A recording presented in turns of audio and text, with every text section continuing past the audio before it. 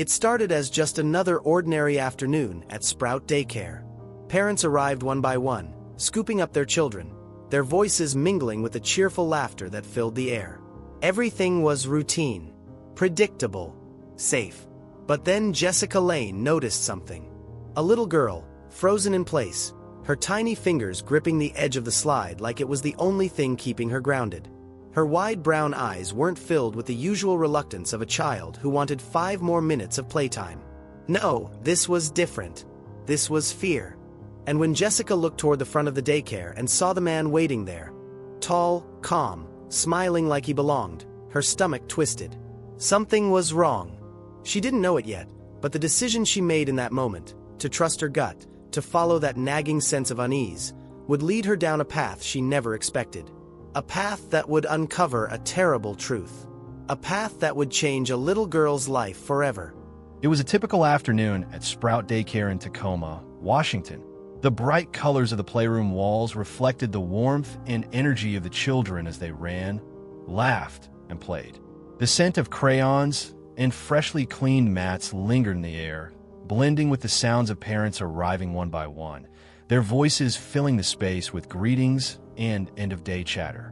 Jessica Lane, one of the caregivers, stood near the entrance, watching the routine unfold. She had been working at the daycare for several years now, and pickup time was always the same, a mix of excitement, hugs, and the occasional tantrum from a child reluctant to leave. But today something felt off. Her eyes landed on Emily Carter, a bright-eyed little girl with soft brown curls, usually the first to race toward her mother at the end of the day. But today, Emily stood frozen by the slide, her small hands gripping the wooden edge, her body tense as she stared at the man waiting for her near the front desk. Jessica frowned. Parents arrived at different times, but she had checked the daycare system earlier. Emily's mother was supposed to pick her up today, not her father. Years of working with children had given Jessica a keen sense of when something was wrong. She could recognize a normal tantrum, a child simply not wanting to leave their friends. But this was different.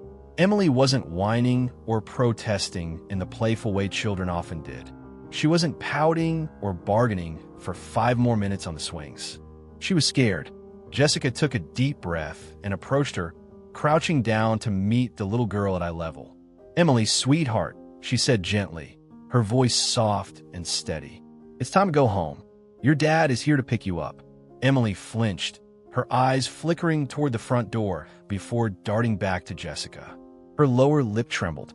"I don't want to go home," she whispered, barely audible over the laughter and chatter of the other children. Jessica's heart clenched. "Why not, honey?" Emily hesitated, her fingers twisting the hem of her dress. "It's better here," she said finally. "Everyone's nice here." The words sent a chill down Jessica's spine. She had seen children reluctant to leave before, but there was something about Emily's tone, the way her voice wavered, that made her pulse quicken. "Emily," she said carefully, "did something happen at home?" Before the girl could answer, the sharp chime of the front desk buzzer signaled the arrival of another parent. The moment was lost. Emily's shoulders hunched, and she shook her head quickly. "I just don't want to go," she mumbled. Jessica glanced toward the reception area, where the man stood waiting. He was tall, well-dressed, his posture relaxed, but there was something about him that put her on edge. She searched her memory, tried to recall where she had seen him before. Then it clicked. Mark Carter, Emily's father. She had met him briefly at a daycare event over a year ago. Something about him had seemed charming then. But now, as she studied him, the charm felt forced. His smile was in place, but there was no warmth behind it. His fingers tapped against the counter impatiently. Jessica turned back to Emily. The little girl's face was pale, her breathing uneven. Every instinct in Jessica's body screamed that something wasn't right. She knew she had a choice. She could dismiss it as just another child's reluctance to leave a fun day at daycare. She could shake off the feeling and let Emily go. Or she could trust her gut. Jessica made her decision. As Mark Carter signed out his daughter, Jessica kept a close eye on them. And when they walked out the door, she hesitated only for a moment before grabbing her coat, slipping the forgotten stuffed animal into her bag, and stepping outside. Her heart pounded as she spotted them across the parking lot. Something was wrong, and she was going to find out what. The late afternoon sun filtered through the large windows of Sprout Daycare, casting a golden hue over the colorful play area. The air buzzed with the laughter and chatter of children as they ran around, their small voices filling every corner of the room. Some were already reunited with their parents, clinging to their legs or excitedly showing them a drawing they had made that day. Others were still playing, completely unaware that their time here was coming to an end for the day. Jessica Lane moved through the room with the ease of someone who had done this 100 times before. She checked her watch, 5:45 p.m. Most of the children would be picked up soon. She pulled out her phone and checked the daycare's notification system. Emily Carter. Her mother was already on her way. Smiling, Jessica scanned the room for the little girl. She found her near the slide, surrounded by a group of friends. Her light brown curls bounced as she giggled at something one of the boys had said. For a moment, she looked perfectly happy, perfectly normal. Jessica approached with a gentle voice. "Emily, sweetheart, your mom is on her way. It's time to start getting ready to go home." The reaction was immediate. The laughter disappeared from Emily's face as if someone had flipped a switch. The corners of her mouth turned down, her brows knitting together in an expression Jessica had never seen on her before. A flicker of something, panic, maybe, flashed in her wide brown eyes. "No," Emily said, shaking her head. "I don't want to go home." Jessica blinked, taken aback. It wasn't uncommon for kids to protest when it was time to leave, especially if they were in the middle of something fun. But Emily's voice wasn't the whiny, playful complaint of a child wanting 5 more minutes on the swings. It was quiet, small, frightened. "Emily, honey," Jessica said softly, crouching down to meet the little girl's eyes. "You've had such a fun day, haven't you? You'll come back tomorrow and play with your friends again." Emily took a step back, pressing herself against the wooden support of the slide's platform. "I don't want to go," she whispered, her hands clutching the fabric of her dress. Jessica frowned. "Why not, sweetheart?" Emily bit her lip, her little fingers fidgeting nervously. Her eyes darted around the room as if looking for someone, checking if they were watching. Then, barely above a whisper, she murmured, "Here, it's better than at home." Jessica's stomach twisted. The words were simple, but the weight they carried hit her like a punch. It was the way Emily said them, the way she clung to the daycare like it was a refuge, not just a place to play. Better than home. Jessica had worked with children for years. She had seen tantrums, meltdowns, and protests over leaving daycare before. But this wasn't that. This wasn't a child who simply wanted to keep playing. This was different. She kept her voice light, careful not to spook the girl. "Emily, honey, can you tell me what you mean by that? What's different at home?" Emily didn't answer. She just pressed herself tighter against the platform, her small frame shrinking. Jessica knew she couldn't push too hard. Children didn't always have the words to explain what they were feeling, but their behavior said more than they ever could. And right now, Emily's actions were screaming at her. Jessica exhaled, thinking she couldn't just let this go. But before she could ask anything else, a loud chime rang from the front desk. The door. A parent had arrived. Jessica glanced up, instinctively knowing it was Emily's mother. But when she turned toward the reception area, she saw someone else standing there instead. A man, tall, well-dressed, standing casually with his hands in his pockets. Jessica's heart sank. She had checked the system. Emily's mother was supposed to pick her up today, not her father. Her gaze flicked back to Emily, and what she saw sent ice through her veins. The little girl wasn't just scared anymore. She was terrified. Jessica forced herself to remain calm as she walked toward the front desk, her footsteps measured but purposeful. The man standing there was tall, broad-shouldered, and well-dressed in a crisp button-down shirt and dark jeans. His posture was relaxed, one hand resting casually on the counter while the other remained tucked into his pocket. But there was something about him, something that made the fine hairs on the back of Jessica's neck stand on end. His smile was easy, almost too easy, as he turned toward her. "Hey there," he said, his voice smooth. "I'm here to pick up Emily Carter." Jessica immediately felt the weight of the moment settle in her chest. "Oh," she said, forcing a polite but professional tone. "I see." And you are? The man's smile didn't waver. Mark Carter, he replied. Emily's father. Jessica's fingers twitched slightly as she tapped the daycare's tablet, pulling up Emily's file. She already knew what she was about to see. Only Emily's mother, Melanie Carter, was listed as an authorized guardian for pickup. No one else. Not a father. Not a relative. Not a babysitter. Jessica lifted her eyes from the screen, watching Mark carefully. I'm sorry, Mr. Carter, she said, keeping her tone even.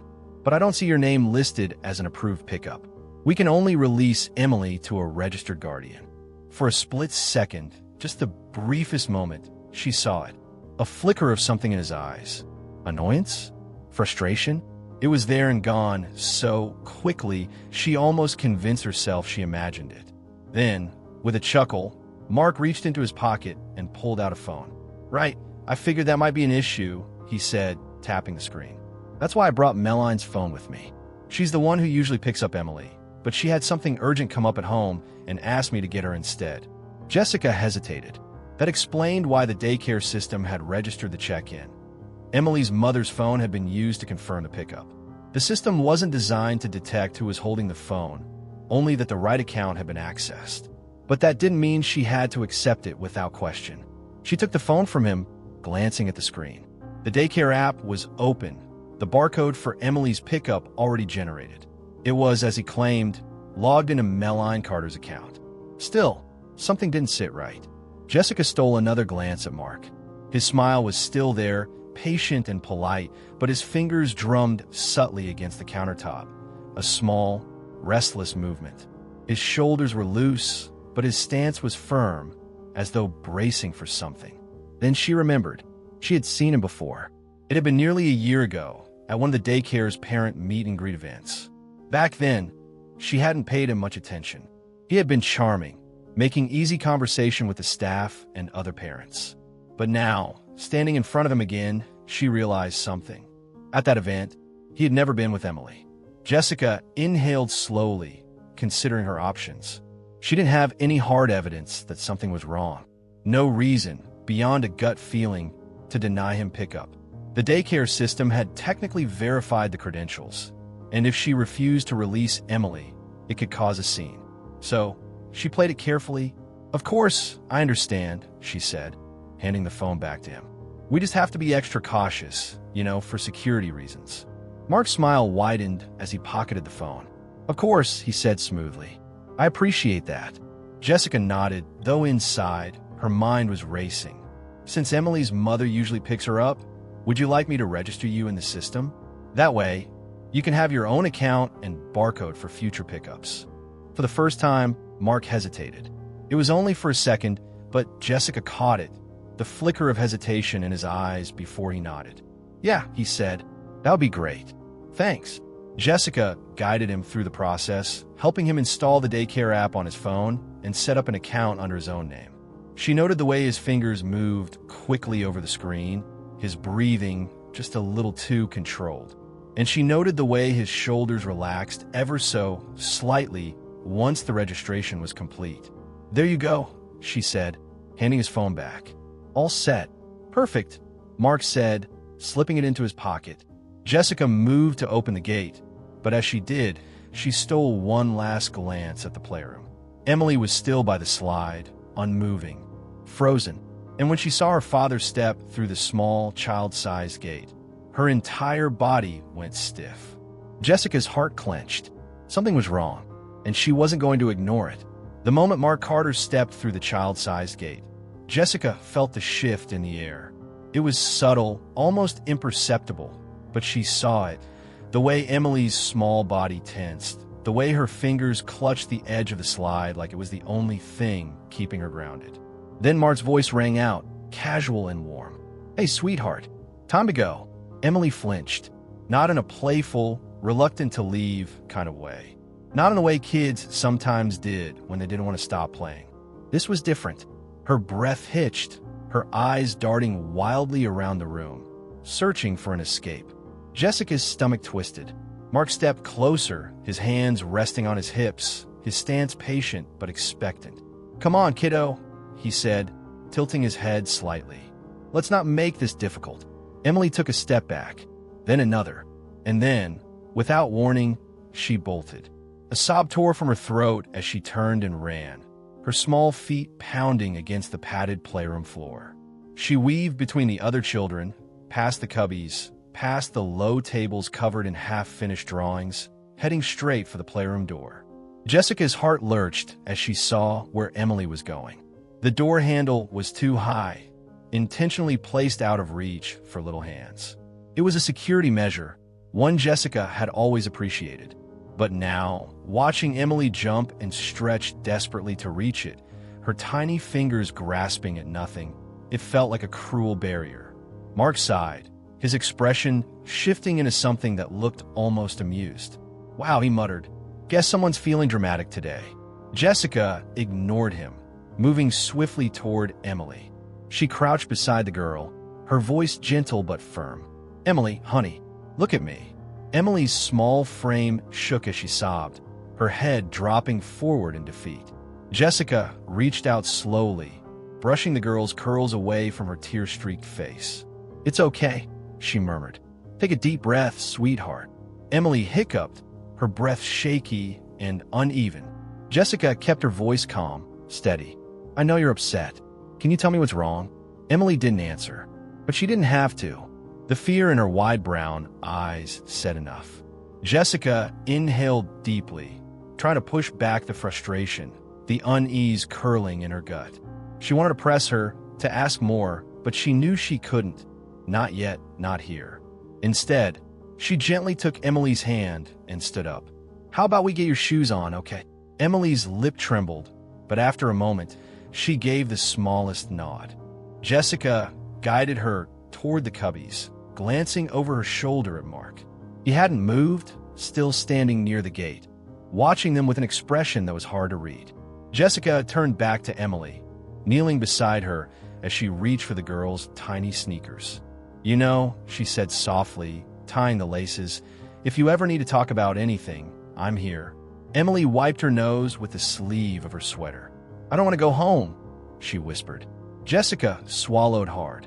She opened her mouth, searching for the right words, but before she could say anything, Mark's voice cut through the space between them. "Let's go, Emily." His tone was different this time. Not loud, not harsh, but something in it made Jessica's skin prickle. Emily stiffened. Jessica's fingers twitched where they rested on the little girl's shoe. Emily didn't move at first, her body rigid. Then, slowly she turned. Mark stood with one hand extended, his fingers beckoning. "Come on, sweetheart," he said, his smile in place. "Be a good girl." The words made Jessica's stomach churn. Emily hesitated for a long moment before finally stepping toward her father. But she didn't reach for his hand. She didn't run into his arms like the other children did when their parents came for them. She moved like she was walking toward something inevitable, something inescapable. Mark crouched slightly, placing a firm hand on her shoulder. Jessica wanted to stop him. Every fiber of her being screamed at her to do something. But she had no reason, no proof, just a gut feeling. And so, all she could do was watch as Mark scooped Emily into his arms, balancing her on his hip. Emily's face was turned away, but Jessica saw it. Her fingers gripping the fabric of her father's shirt, her knuckles white, and her small body trembling. Jessica's heart pounded as Mark nodded at her. "Thanks for your help," he said casually. Then, with his daughter held firmly against him, he turned and walked out of the daycare. Jessica stood there, frozen. Something was wrong, and this time, she wasn't going to ignore it.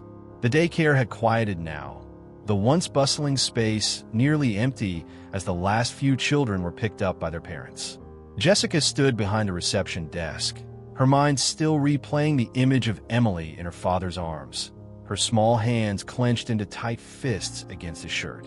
Something about the entire interaction had left Jessica unsettled, the feeling sitting heavy in her stomach like a stone. She tried to push it aside, telling herself that sometimes kids had bad days. Maybe Emily had just been tired. Maybe she didn't want to leave her friends. Maybe, "Hey, Jess." Jessica turned at the voice of her coworker, who was holding something small and familiar in her hands. A well-worn, floppy stuffed bunny with soft gray fur and one ears slightly bent. Emily's favorite toy. She must have left it behind, her co-worker said, offering it to her. She takes this thing everywhere. Jessica stared at the bunny, her mind suddenly racing. Emily hadn't just forgotten it. She had tried to run back inside before Mark caught her.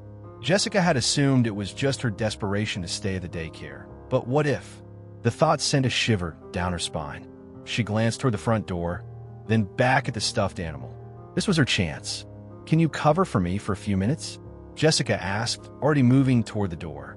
"I need to return this." Her co-worker nodded, not thinking much of it, and Jessica stepped outside into the cool evening air. Her eyes immediately scanned the parking lot. Mark's car was still there. He hadn't left yet. Jessica picked up her pace, hurrying across the pavement. As she neared the vehicle, she slowed, her instincts telling her to listen before calling out. Through the open car window, she heard Mark's voice. "You weren't being a good girl back there, Emily. You're just like your mother, always causing trouble." Jessica's feet stopped cold. For a long second, there was silence. Then a small, quiet voice. "I'm sorry, Daddy." Jessica's hands tightened around the stuffed bunny. Something in Emily's tone, the absolute submission, the way her voice sounded drained of all fight, made Jessica's breath catch in her throat. This wasn't normal. Children had tantrums. Children whined. Children got upset. But this wasn't a tantrum. This was fear. Jessica knew she couldn't just walk up to the car now. Mark would see her, would know she had overheard. She had to think. She took a step back, watching as Mark secured Emily's seatbelt with sharp, deliberate movements. He handed her a water bottle and a small bag of crackers, his touch firm but lacking warmth. Emily took them without a word. Jessica's pulse pounded in her ears. She should go inside, call someone, tell her manager. But what would she say? That a father had scolded his daughter? That a little girl had cried about going home? It wasn't enough, and Emily was leaving. Jessica swallowed hard, her grip tightening around the stuffed bunny as she made her decision. She turned and walked quickly toward her own car, slipping into the driver's seat just as Mark's vehicle pulled out of the parking space. Her heart pounded as she started the ignition. She wasn't even sure what she was doing, what she hoped to find, what she planned to do. All she knew was that she couldn't let that car disappear. So she pulled out of the parking lot, keeping a careful distance behind the red taillights ahead of her, and she followed them into the night. The city lights dimmed in her rearview mirror as Jessica tightened her grip on the steering wheel. Mark's red car moved steadily ahead, weaving through the evening traffic with ease, his brake lights flaring briefly at each turn. She kept her distance, careful not to follow too closely. The last thing she wanted was for him to realize she was tailing him. Her heart pounded with every passing second. "This is crazy," she told herself. "I shouldn't be doing this." But then she glanced at the stuffed bunny sitting on her passenger seat, its soft, worn fur bathed in the glow of her dashboard. Emily's favorite toy, the same toy she had tried to run back for. Jessica forced a deep breath through her lungs. That was her excuse. That was her reason. She was just returning the stuffed animal. That was all. Except, deep down, she knew better. Mark should have taken a left 2 streets ago. That was the quickest way home. Jessica knew because she had checked the daycare records before. She had seen Emily's address in the system. So why was he going the opposite way? Her fingers curled tighter around the wheel as she watched Mark's car glide through another intersection, heading toward the outskirts of town. The buildings became fewer, the traffic thinner. Soon, the familiar streets of Tacoma gave way to winding roads lined with tall trees. The city, the safety of streetlights and houses, was slipping further and further behind. Jessica swallowed hard. Where was he going? She kept following, each mile adding to the unease twisting in her stomach.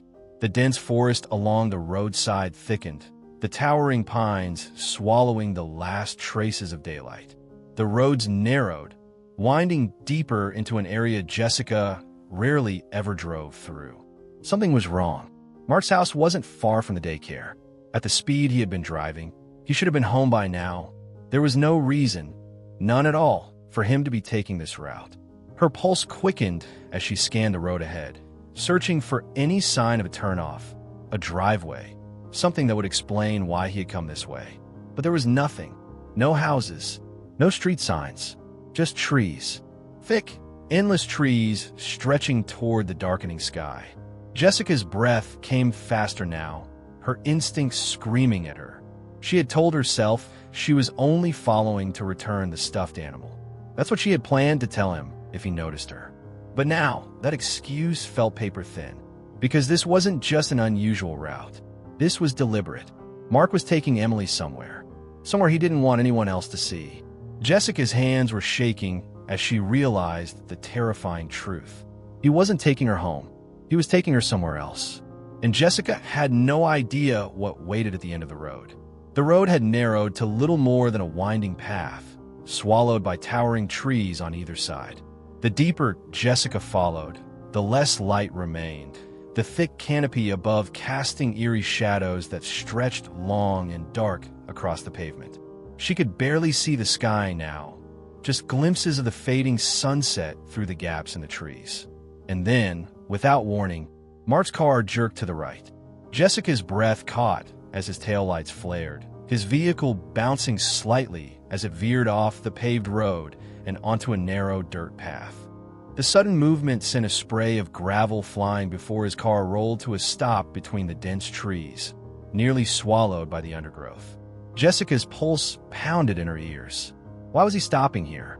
There were no houses, no landmarks, nothing but forest stretching endlessly in every direction. She slowed her car, keeping a distance, parking just before the turnoff. Her hands gripped the wheel so tightly her knuckles ached, her body frozen in place as she stared at the unmoving red vehicle ahead. Her mind raced, panic clawing at the edges of her thoughts. Was this it? Was this where he had been taking Emily? Then the driver's side door opened. Mark stepped out, moving with the calm, unhurried ease of a man who had done this before. He rounded the car, his silhouette dark against the fading light. A second later, the back door opened.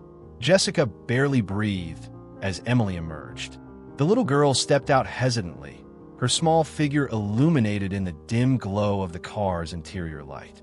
Mark took her hand, his grip firm, and without a word, he began leading her toward the trees. Jessica's entire body went cold. She didn't have time to think, didn't have time to question what she was about to do. Her instincts took over, and before she knew it, she was throwing open her car door and stepping onto the dirt road. The stuffed bunny was still clutched in her hands. "Mr. Carter," her voice cut through the silence of the woods, sharp and clear. Mark stopped abruptly. Emily froze beside him. Slowly, Mark turned, his expression shifting from surprise to something unreadable as his eyes landed on her. His stance was relaxed, but there was an unmistakable stiffness in his shoulders. Jessica forced a smile, keeping her voice light. Emily left her stuffed animal at the daycare. "I thought she might want it back." Mark didn't answer right away. Instead, he studied her, his gaze flicking between her and the toy in her hands. It was only a second, a fraction of a moment, but Jessica saw it. The hesitation, the flicker of annoyance that crossed his face before he schooled his features back into something more neutral. He exhaled sharply, shaking his head with a small chuckle. "Wow, that's really thoughtful of you, Mississippi Lane. But you didn't have to go through all this trouble. She would have been fine without it for a night." Jessica took a few cautious steps closer, her pulse hammering against her ribs. Emily was still standing by the car, her body half hidden behind her father. She wasn't reaching for the stuffed bunny. She wasn't saying a word. Her hands clutched the hem of her dress so tightly that the fabric bunched up in her small fists. Jessica met her eyes, and what she saw made her throat tighten. Emily wasn't just silent. She was pleading. Without speaking, without crying, without making a single sound, she was looking at Jessica the way a drowning person looks at a passing boat. Jessica swallowed hard and shifted her gaze back to Mark. "So, what are you doing out here?" Mark raised a brow. "Excuse me." Jessica gestured loosely around them. "I mean, it's getting dark, and this isn't exactly a great place to stop with a child. Are you lost?" Mark's jaw tightened for just a second before his smile returned. "Not at all," he said smoothly. Emily needed to use the bathroom. Jessica's heart pounded. It was a reasonable answer, a perfectly logical answer. Except, except that all the kids had used the daycare restroom before pickup, except that there had been at least 3 gas stations along the way, except that Emily wasn't fidgeting, wasn't shifting her weight from foot to foot the way kids do when they really have to go, except that Mark had driven nearly 20 minutes away from his house instead of just taking her home. Jessica forced another small smile, her grip tightening around the stuffed bunny. "Right?" she said, nodding slowly. "Of course. That makes sense." Mark exhaled as if relieved. "Glad you understand. Now, if you don't mind, we'll just—" "But why here?" Jessica cut in. The words left her mouth before she could stop them. Mark's expression didn't change, but his eyes darkened just slightly.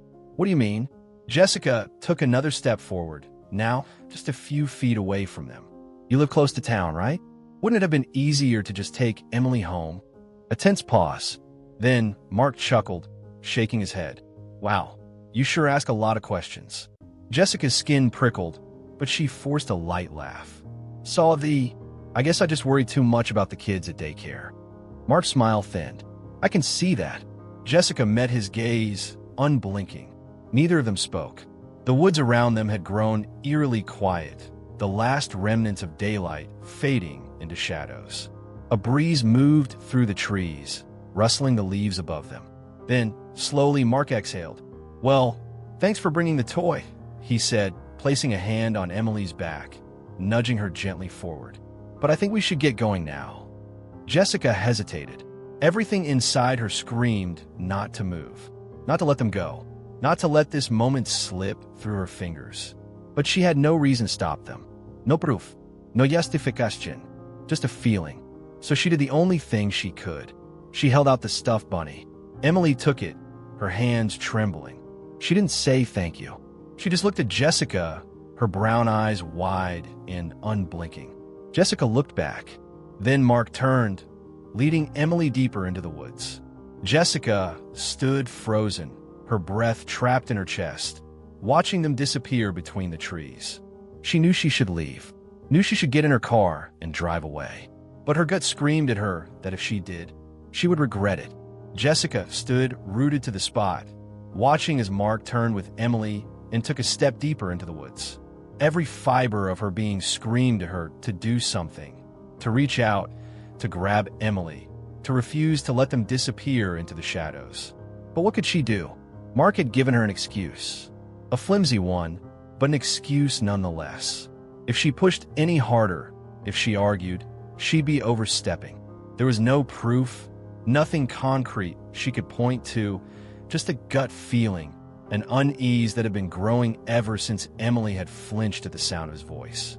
Mark must have sensed her hesitation because he turned back slightly, his lips curving into something that resembled a polite smile, but his eyes were cold.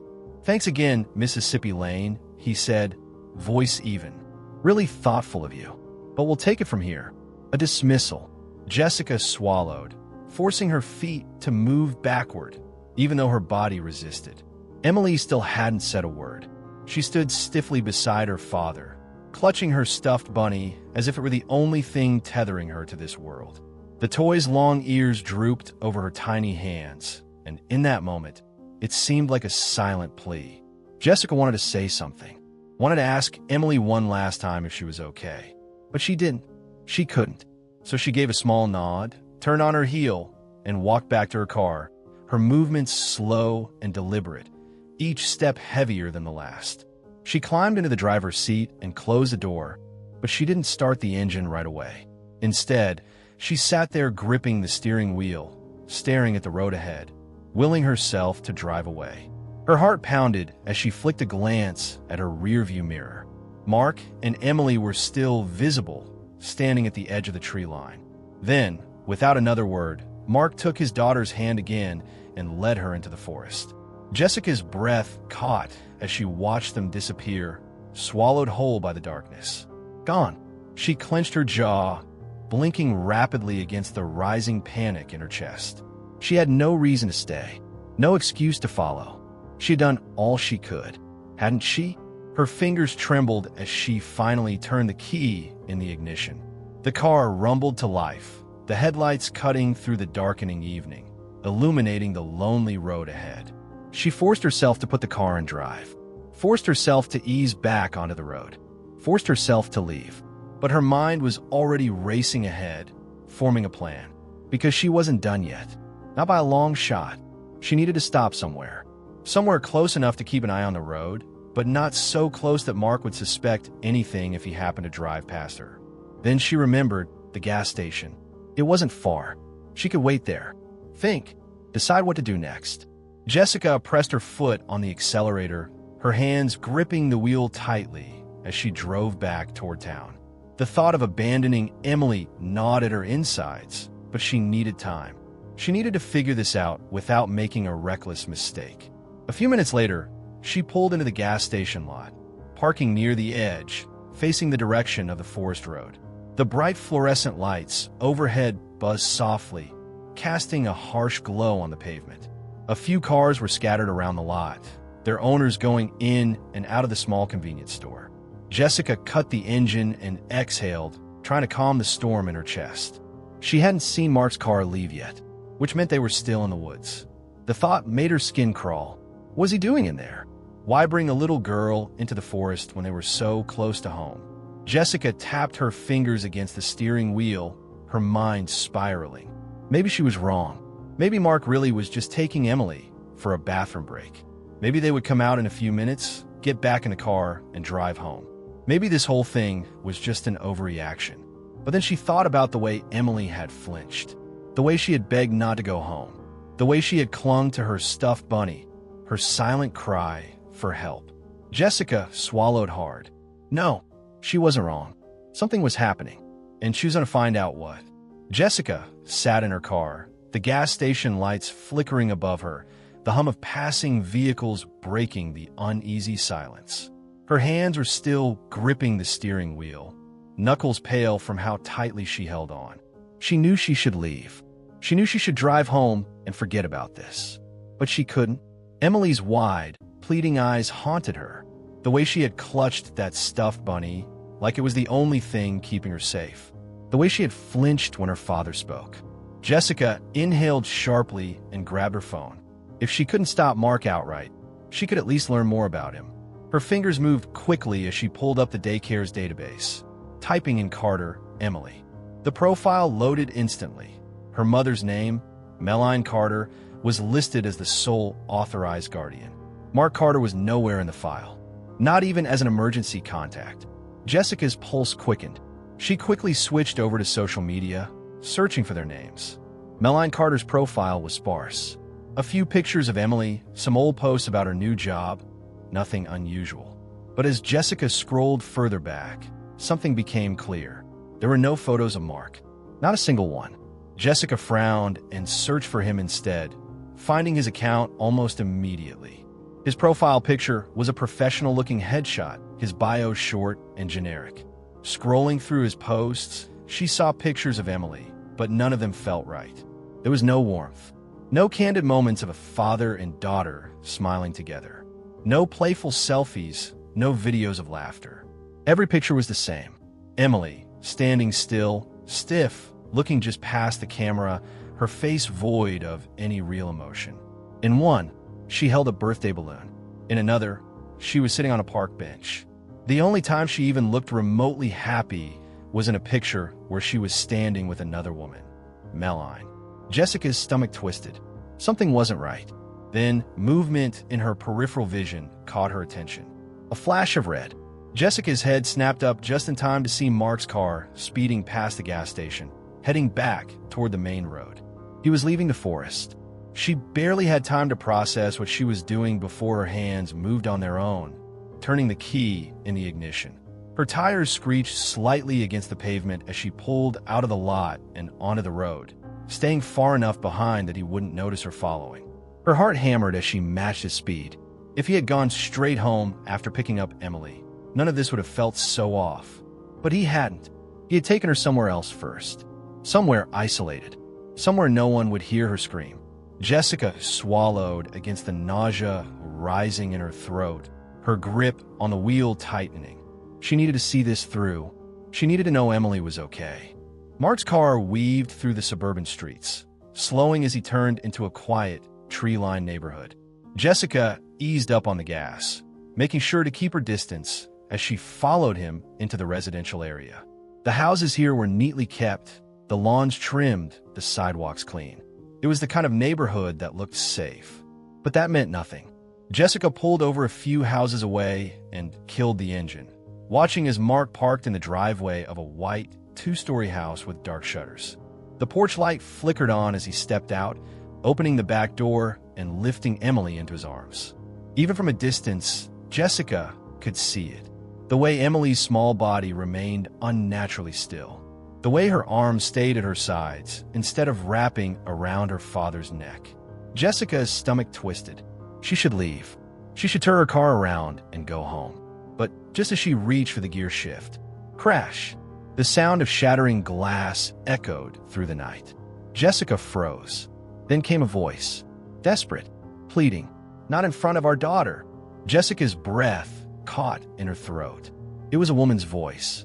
"Meline." Without thinking, Jessica grabbed her phone, her fingers trembling as she pulled up the keypad. She didn't hesitate, didn't second-guess herself.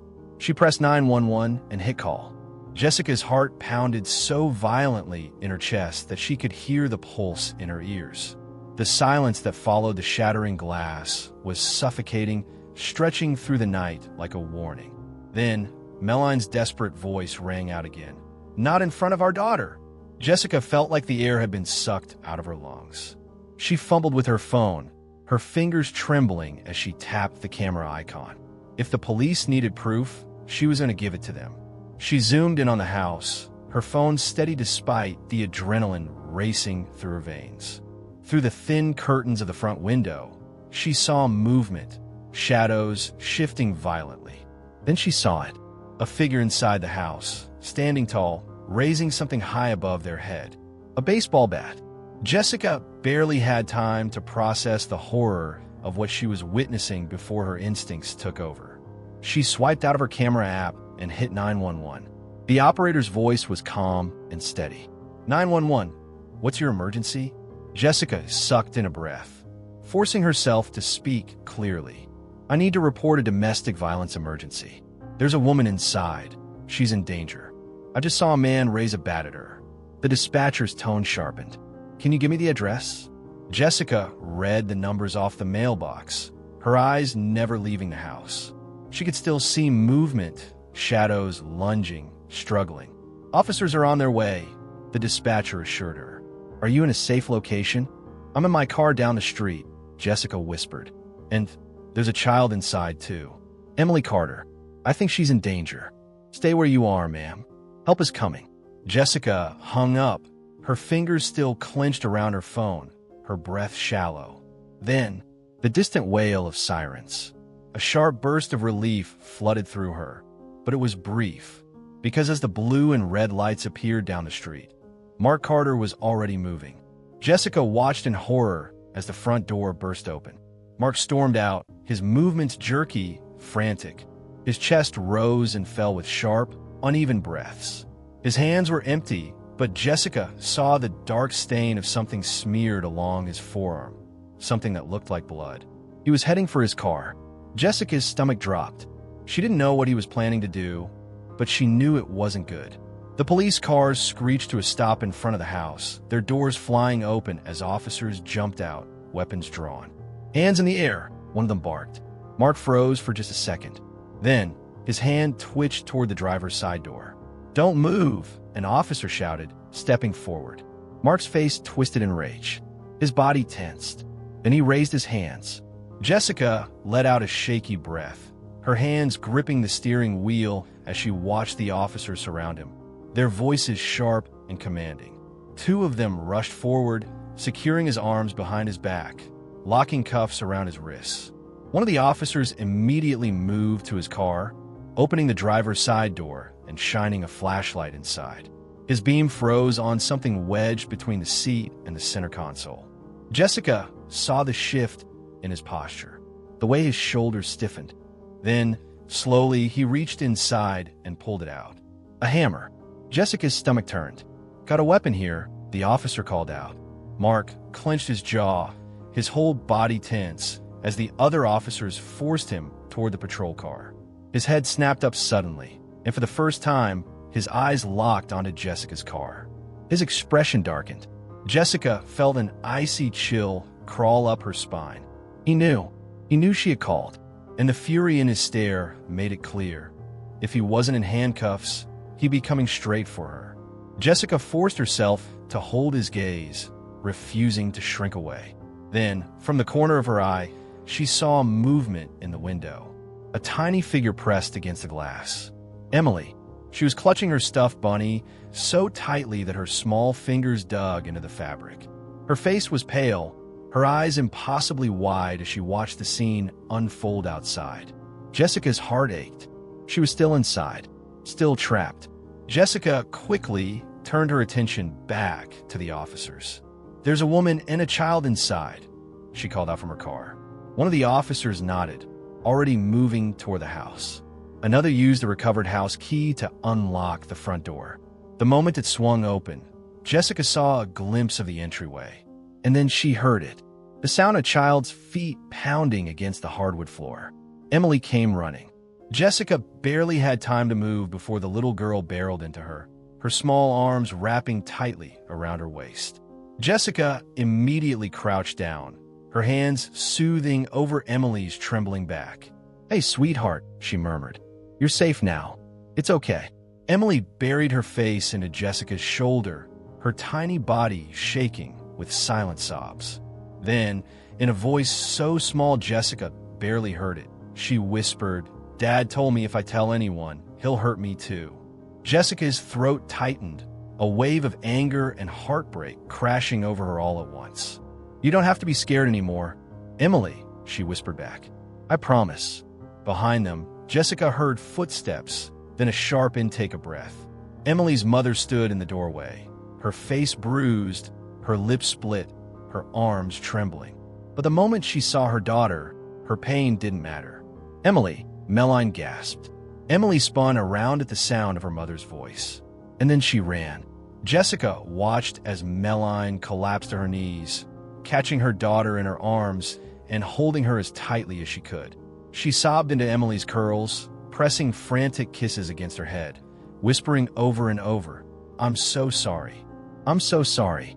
Jessica swallowed against the lump in her throat, stepping back as the officers approached, speaking softly to Melline, assuring her that they were safe now. The nightmare was over. Emily was safe. Melline was free. And Mark Carter. Mark was never going to hurt them again. The flashing red and blue lights painted the quiet suburban street in shifting hues, their reflection flickering against the windows of the Carter home. Jessica stood beside her car, arms wrapped tightly around herself, though she wasn't cold. The adrenaline was beginning to fade now, replaced by an exhaustion that settled deep in her bones. Mark Carter was inside one of the patrol cars, his wrists locked in cuffs, his face twisted in rage. He was yelling, his voice sharp and filled with venom, though Jessica had long since stopped listening to the words. She didn't care what he had to say. His time for words was over. The officers finished speaking with Melline, gently leading her and Emily toward one of the ambulances parked nearby. Melline was still shaking, her body weak from both the injuries and the weight of everything that had just unfolded. But her grip on Emily never loosened. If anything, she held her daughter even tighter, as if afraid that letting go would mean losing her again. Jessica knew the feeling. One of the officers approached her, notepad in hand. "Mississippi Lane, we'll need your statement now." She nodded, her throat dry as she took out her phone and unlocked the video she had recorded earlier. "I have proof," she said, handing it over. I saw him raise a bat at her." The officer took the phone, his expression tightening as he watched the footage. Then he nodded. "This helps a lot. Thank you." Jessica swallowed. "What happens now?" The officer exhaled, glancing toward the patrol car where Mark was still shouting. "We have enough to charge him with domestic violence and endangerment. Likely more, once we finish questioning his wife. He won't be going anywhere for a long time." Jessica let out a breath she hadn't realized she was holding. The officer gave her a small nod before walking away, leaving her standing there, watching as Mark's patrol car finally began to pull away. Just before the car disappeared down the road, Mark turned his head. His eyes locked onto Jessica's, his expression dark, his lips moving in one final, silent threat. Jessica didn't flinch. She didn't look away. She just stared right back at him until the patrol car turned a corner and vanished from sight. It was over. A quiet voice pulled her attention back to the ambulance. "Miss Jessica."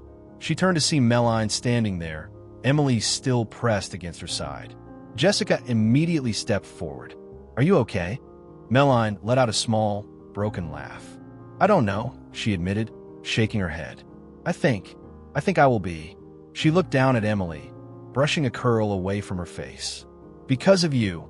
Jessica felt her throat tighten, but before she could respond, Melline continued. "I should have left him a long time ago." Her voice wavered, the weight of years of pain pressing into her words. "I thought I was protecting Emily by staying. I thought if I just handled it, if I just endured it, she'd never see it." She looked at Jessica, her eyes filled with a sorrow so deep it hurt to witness. But she did.